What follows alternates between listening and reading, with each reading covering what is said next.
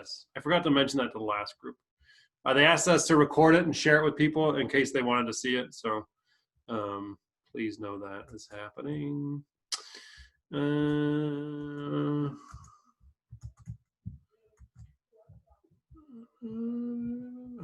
the?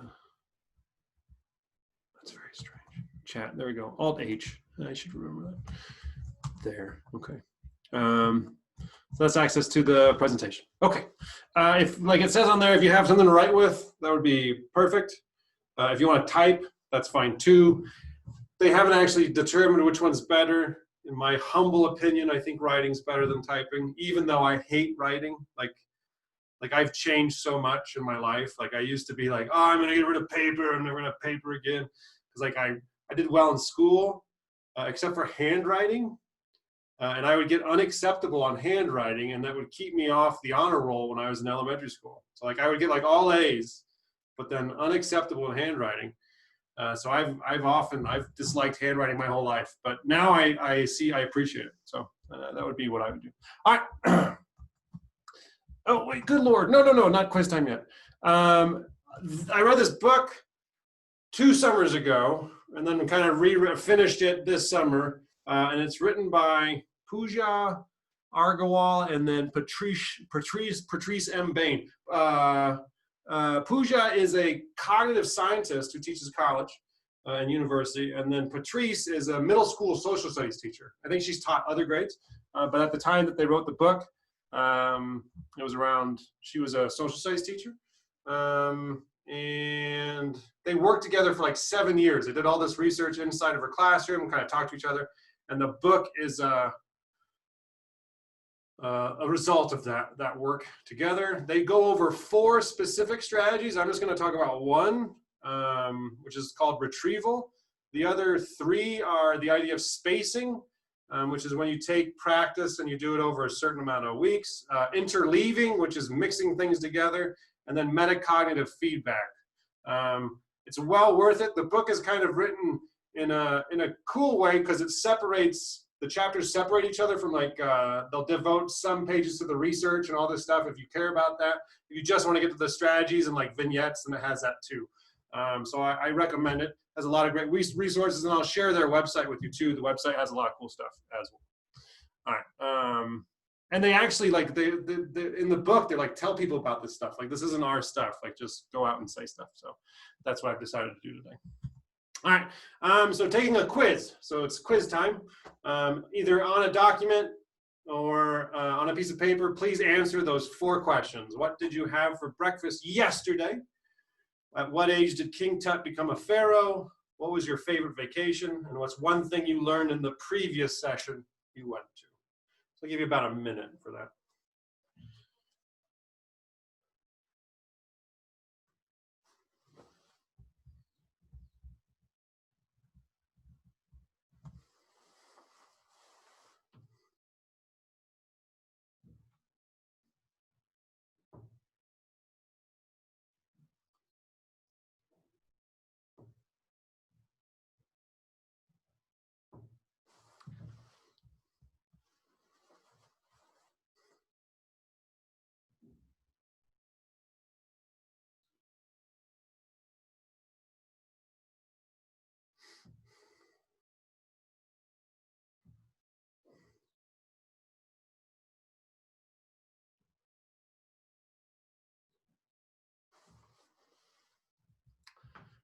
All right. Anybody want to share their answer to number 1? Anybody feel like sharing? No? Sure. Oh, okay. Thanks, Heather.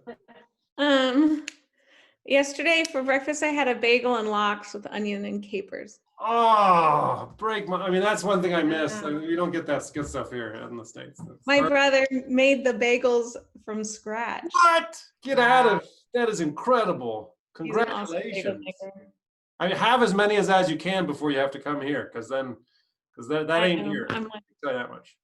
Enjoy a race. There's a bagel place here, though. There's a bagel Is place.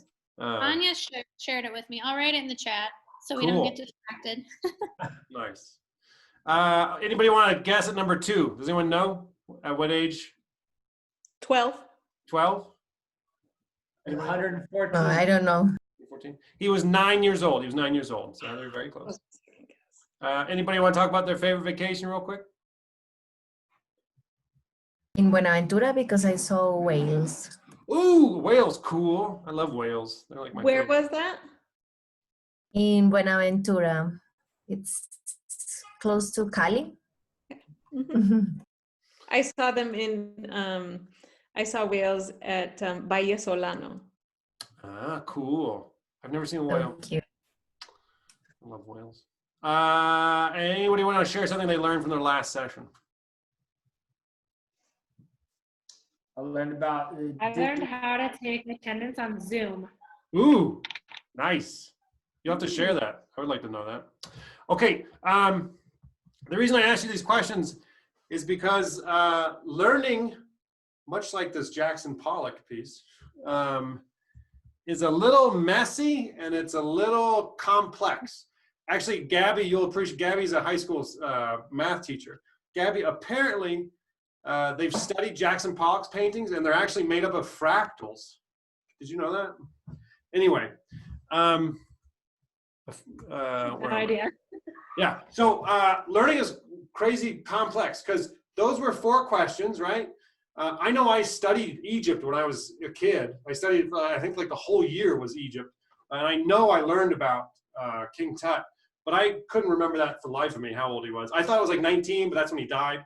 Anyway, but some of that stuff we didn't even try to remember, right? You didn't even like think, I want to remember this, but it's in your head because you experienced it and you had probably some emotional connection to it. But it's hard. Learning is a complex thing. It's not a straightforward, easy thing. And sometimes we can actually fool ourselves into thinking we know something, which I think is called the illusion of mastery. Anyway, so learning is, there's 3 stages. There's encoding, so the information that is sent to you through experiences or watching this, you're encoding. Then there's storage within your brain. And then there's the actual act of retrieval. So that's when you know something, is if you can actually do it. So the actual retrieval, it's saying the thing, it's knowing it, it's knowing the information. As teachers, sorry, I skipped that. I haven't practiced this.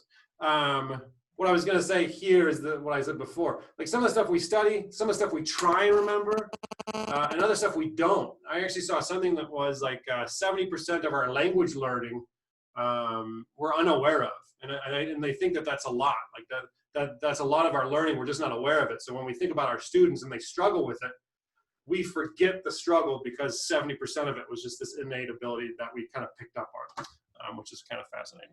Anyway, a lot of times as a teacher, we think about encoding. We really think about how we're going to deliver something.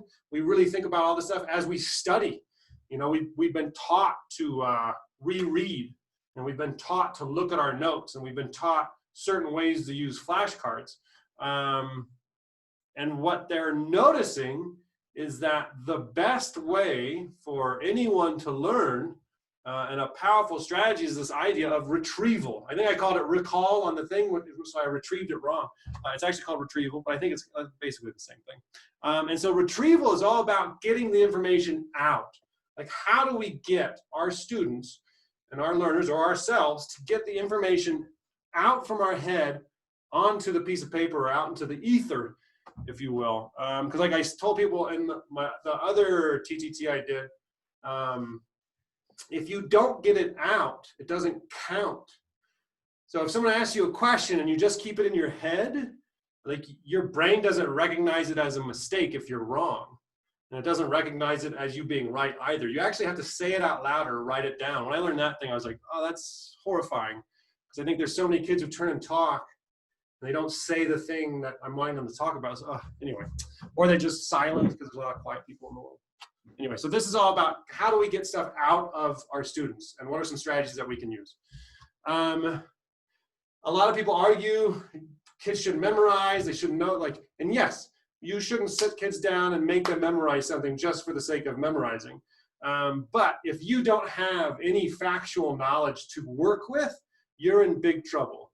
And other people would say, oh, well, you could just use the internet. Well, I mean, you could, but then that takes longer. You actually then have to learn that knowledge. And then, so that the example that I saw was just because someone can analyze the beginning of World War II, you know, they're able to do that successfully, doesn't mean they're able to analyze the beginning of another war or analyze anything else, because they have the factual knowledge that they were able to do in order to do the skill. So a skill isn't transferable without a certain amount of knowledge. So this is all about how do we build that base of knowledge, and what are some ways that we can do that. A real quick study that they did, they've done a bunch. If you're interested in that, I can give you more links. But this was in 2006. This was college kids. So the first group, okay, so we have two groups there. There's the white square and the blue circle. So those are two different groups.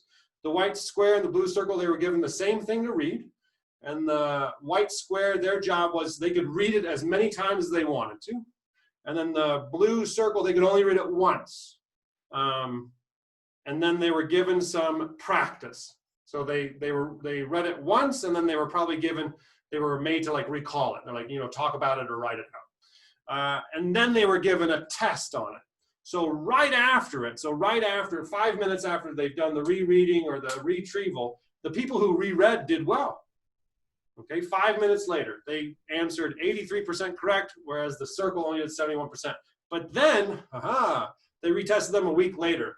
And you can see that the loss was way less when it came to just that one little bit retrieval practice than when it comes to people rereading all the time. So again, this is the idea that rereading is passive, a certain kind of note-taking is passive, it can actually be distracting. So they've recreated this over and over and over again, this idea about just doing some sort of retrieval practice really helps. It actually helps in infants, believe it or not. They said like 9 days old, if they can figure out how to kick, like they learn how to kick the mobile and it moves, if they then recreate that for themselves a few days later, they remember it like 2 weeks later. But if you just show them how to do it, they only remember it like a week later or something. So we're ingrained with this idea of like, if we can get our learning out and our ideas out, then it helps us immensely. The reason for this is it's something called a desirable difficulty. We don't like thinking about stuff that's too hard, that we don't see the end to, but we do love problem solving. We love problems that we are able to solve. And when we do this to ourselves, when we read something and then we force ourselves to think about it and to output something, that's something that's a desirable difficulty because you get to see the answers and all that stuff, and I'll get to that in a little bit. But that's the reason here. And then one other thing. What we're going to go over is, this is an assessment, okay? We're not talking about grades. You might put points on some things, and that's fine. But this isn't nothing I go over is meant to go in like the grade book and keep track of too much. There are some things you might want to do in some structures that you put in place. But for the most part, this is just you offering strategies to students for them to actually start learning and being able to hold on to that information longer. Because I don't know about you, but many years I go by, I ask students questions about like 4th grade math, and it's like, or like something they've learned before, and they're like, and all the teachers like, we went over that. And yes, no, I know we all go over things. But a lot of times the kids are not picking it up, or they only know it for that moment. It's that illusion of mastery I was talking about. So again, learning strategy, not an assessment. So this is something that we don't really grade. We're showing kids how to learn and not looking at it as an assessment of their learning. Okay? All right. Did something happen? Hold on a second. Okay, no. All right. Wait a second. Okay, so real quick, on your piece of paper or on the document, just answer that question. What is the difference between a learning strategy and an assessment strategy?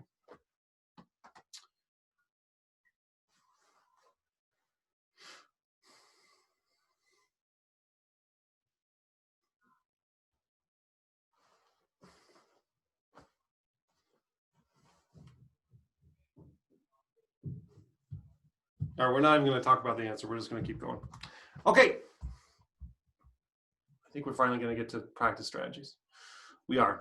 So I'm going to go over several strategies. I'll even talk about how to use them with young kids and older kids. So here we go.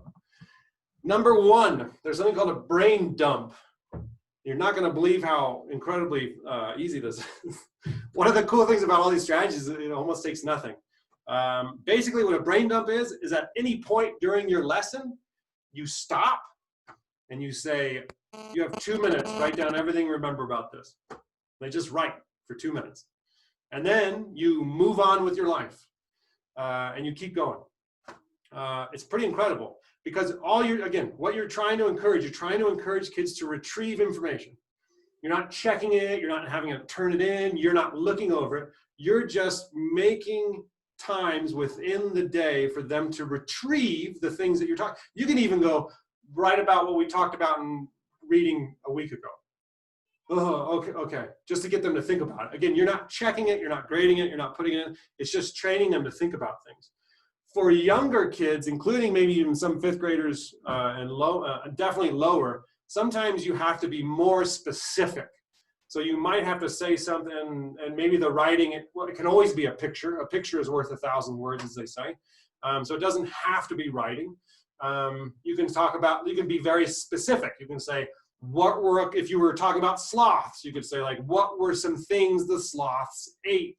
Or where do sloths live? So the younger that the child is, the more specific you have to be with your question. Oh yeah, I forgot to start my thing off with a warning. So I have children. Say hi. Hi. Sometimes they just walk in. Joaquin walks in all the time, and he doesn't understand that I have other stuff that I do, and that I love him very much. Bye, bud. See ya. Hi, You gonna Joaquin. play with that? Here, look. You remember Gabby? Look. There's Gabby. See, look at Gabby. Oh. See, look. Oh, sorry. Here. Say hi. Hi there. We miss you. He has very long hair. Get out of here. Okay. I gotta shut the door. But ciao. Go. We gotta shut the door. You're gonna stay there? Okay. Ah, sorry. Where was it? Brain. Okay. Now, if you want to increase the brain dump and you want a little bit more responsibility or accountability, you can do a brain dump with peer feedback. So what that is you give the prompt, what was I just talking about? What do you remember from this mini lesson? They write down what they remember. They switch notebooks with a peer. And then that peer reads it and then adds one thing that person didn't have. And then they give it back. Again, these are supposed to be quick. And they're supposed to just be something you do and then kind of move on with your life. If you wanted to slow it down even more, there are ways to do like think, pair, share with the brain dump. And when you click on the resource button, it'll take you to a document that has the questions on there. So there's different things that you can do depending on how you want to go about life. All right, on your notebook or in your document, try and summarize a brain dump in 5 words or less. And I will ask someone to share their summary. So I'm only going to give you like a minute. I'm going to go shut the door.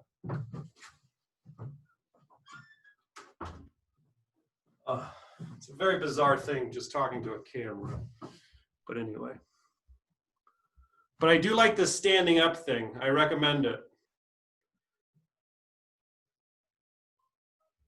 There was this really sad story I heard last year where one of the kids in like K4 thought their teacher only had a waist or like didn't have legs. Awful. So stand up. That's good to move around. Dance. Would anyone like to share their 5-word summary for a brain dump? You don't have to. I put. Ooh, Trent! Way to go, Trent. Yeah, think, remember, write, think again. Ooh, nailed it. Thank you very much. You're a brave man. All right, moving on. 2 things. If you thought the brain dump was easy, you're going to not believe 2 things. Basically, what you do is at any point during your lesson or at the end of the lesson, you're just like, what are 2 things you remember? Write them down. Or again, younger kids, what were 2 things the sloth ate? Or what were 2 feelings that we had? Or what are 2 colors that we talked about? So you want to limit it to this idea of 2. very easy, very quick way for them to just write something down. It's super cool with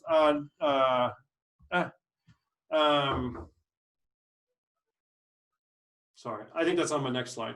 So anyway, so there's different ways to say the two things. So it could even be like, you could really ramp it up. So what are two ways in which the asymptote, Gabby, maybe, is like, I don't know, a highway? Would that be, could you do that? I don't know. Yeah, I like it. Okay, so you can make it as complicated or simple as you want, and it could just be very, very open. But again, the younger the student, the more closed you want, the less options you want to give them. It just helps them in their retrieval and their thinking. All right, real quick, what are two things you have learned so far today? It doesn't have to be about this, what we've done here, just two things in general. Write them down. Yes. Okay, so this is Amelia. This is my daughter. Say hi. Hi. All right. All right.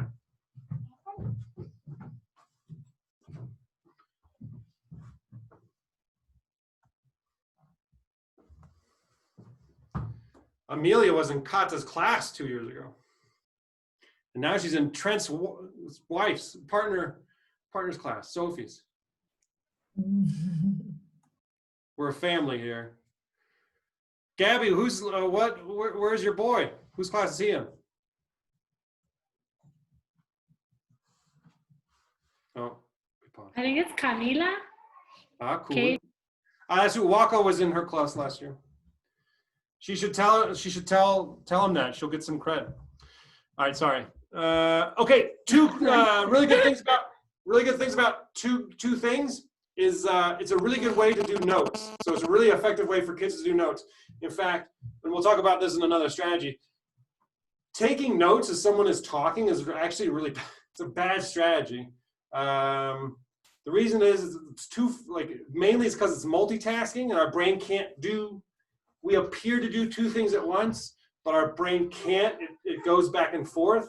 So as you're writing your notes down, you can't listen to the person or see what they're doing as well as you could if you were just focused on it. So doing the two things gets kids notes that they can have and they can look at. It also prepares kids for group talk. So if they've done this two things, you go to a small group, you're like, so let's share one of the things. So they're ready for discussions. So it's an excellent strategy that way as well. So talking about notes, this is the other thing. This idea of retrieve taking, it's almost like a brain dump where you are not allowing your students or the learners to write notes as you're showing them something, either like a movie or even the mini lesson. Hold on a second. Thanks. So you just don't let them take notes. And give them time to then write things down. So one thing I started doing last year was I really shortened my mini lessons and I would actually go through them twice. So I would go through once and they weren't allowed to write anything down. Then I give them time to kind of write things down, what they thought, like what were the big ideas. They would talk to their partners. They would ask me questions and then I would go through it again. I didn't do that during the home distance learning, but I started doing that in the classroom.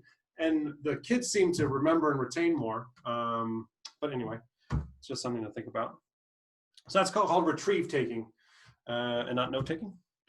Another cool thing, I did that for my previous session. I didn't have time to make this one for this session. But it's called a retrieval guide. Basically what you do is you outline, could be a unit, a chapter, a section, a mini lesson. And you actually put it into the big ideas, just outline format. So I, A, B, C, D, and you fill it in with the topic and then with questions. And the idea is for them, or if you're gonna watch a video, I think probably Matt's talked about this in some language scaffolding that we've seen too. You don't have them answer the stuff as they're watching the video or listening to you speak. That is a no-no. That's not retrieval. Okay, that is encoding. That's I'm listening to you, I'm writing it down. I'm not learning it. So you have to wait. So that's one of the secret ingredients to retrieval is you have to wait. You have to wait and not have the kids do it. And so the retrieval guide is after a certain amount of time you stop and then you have the kids answer the questions.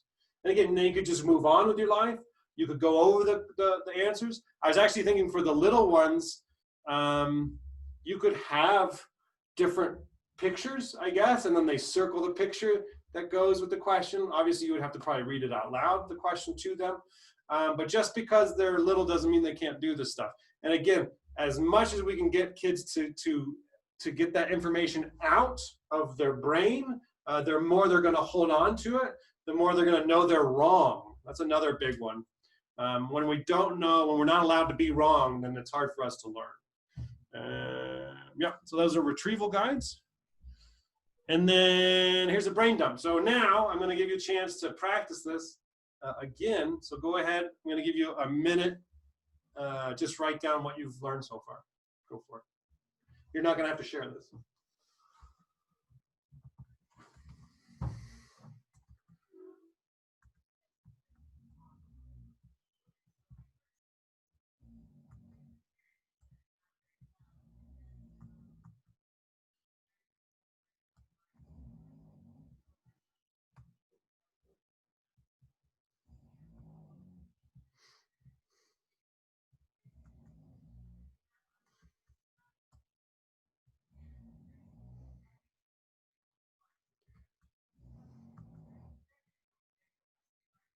Another 30 seconds.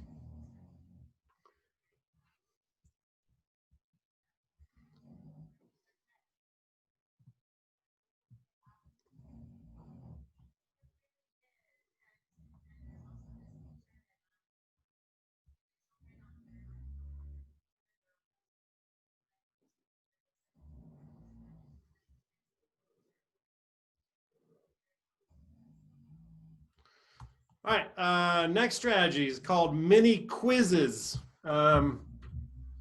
Basically, they're 5 questions. You can do it a different ways or whatever. You can do it at the beginning of class, at the end of something. But basically what happens is you come up with the 5 questions. You put them in a basket or whatever. I put them in a spreadsheet and recycle them. But the idea is that every day you're asking them to retrieve information. I actually got it down, like last year I did 5 questions a day, but just for the whole day. And I'm wondering if I need to push myself to do like 5 questions per topic. I know that seems like a lot because that's a lot of people, but that would just be like middle school and high school teachers giving that to all their sections. And I think when I look back on it, the 5 question quiz that I would give every day, it took me literally like 5 minutes to look at everybody's stuff and then make groups and know what has to be retaught and everything. And there wasn't any punishment for anything. It was, again, it wasn't graded. I kept track of points just because I thought it was important for them to know what the points were. So you ask the question twice, you have them write them down, they turn them in, you go over the right answers so they get that immediate feedback as if they were right or not.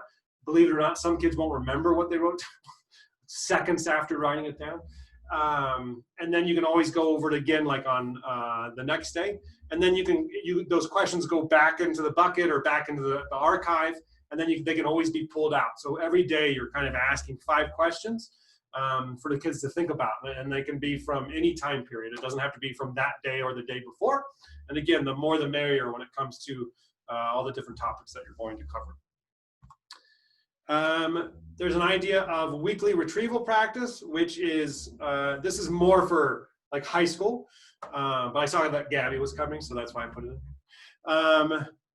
You would have like like 4 or 5 really open-ended questions on it for them to work on that had to do with something that you did like the day before, the week before, the month before. And then some other things to mix in, maybe even some arguments and everything to prep them. And then what the process they had in the book was you would give them about 20 minutes to work on it. They would then talk to a partner about it, and then you would facilitate a whole group discussion so that making sure everyone was kind of on the same page with the correct answers and everything. That's where like the metacognitive feedback comes in. Okay, so we're going to end with some systems that you can have in place to help you use these strategies. All right, which is, again, and I was kind of talking about this in my other one, what's cool about this stuff is it doesn't matter, technology in general isn't like a game changer. It's more the strategies that we use with students. So you can use these systems, you can just use pencil and paper if you want to, even on distance learning, because we do have ways like using the camera to do that. So we're gonna get into that. Having bell work or like to begin your lesson or to end it, that would be something to do. So the 5-question quiz is like a nice little way to start things off. I would highly recommend it. So again, having kids come in to work on something, leave working on something. And again, those 5 questions are from any point in time. So you're always wanting to challenge kids to try and remember, because it holds them a little bit more responsible and accountable, and they'll remember more. Another thing, this is a cool one, having different colored index cards. I know PCO last year with my daughter, she teaches K5, and I'm sure other teachers use this as well. We had to color different pieces of paper. So there was like a purple, a red, a blue, and a green. And so then PCO would ask the class a question, and they had options. And so they would show the color of the options. So having some colored index cards is a very nice way if you're going to do multiple choice questions. So you don't have to have clickers, you don't have to have Nearpod. You just need cameras on and colored index cards or some sort of color organization scheme up for your kids to show you and give you and to retrieve information. The homemade whiteboard, we were talking about this in our meeting earlier, this idea of a piece of paper in maybe a Ziploc bag would work. I know a sheet protector, if you put the paper in that sheet protector and they have a whiteboard, that would work as well. So those are 3 very simple I'm just gonna make a short comment. So last year, and it's not a good video and it's kind of weird, but Sophie and I took that idea. I think I originally got it from Matt, told me, and we made a video. So there's a video on YouTube of how to make a whiteboard with Trentina and Sophie, if you're interested, for the little kids. What? I'll find it. I'll put the link in the chat. Cool. I was gonna ask. Yeah. All right. And with that, we're going to end with you thinking about, I don't know, what are 2 things you're going to try in this upcoming distance learning? What are 2 things you're going to try? You don't have to share this. This is just for you.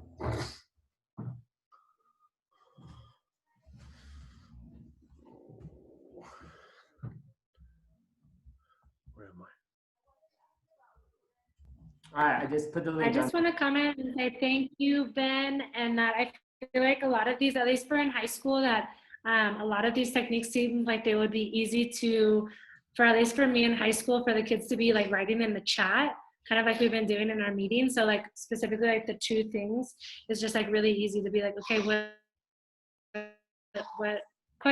2 questions you have, or what 2 things did you learn today, or whatever, or even like doing these in the breakout room. So Cool. I feel like for me they're very easy.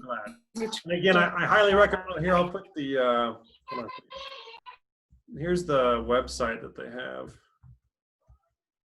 That has it has a lot of resources on it, videos, lists of books to read too that are pretty good. Practice.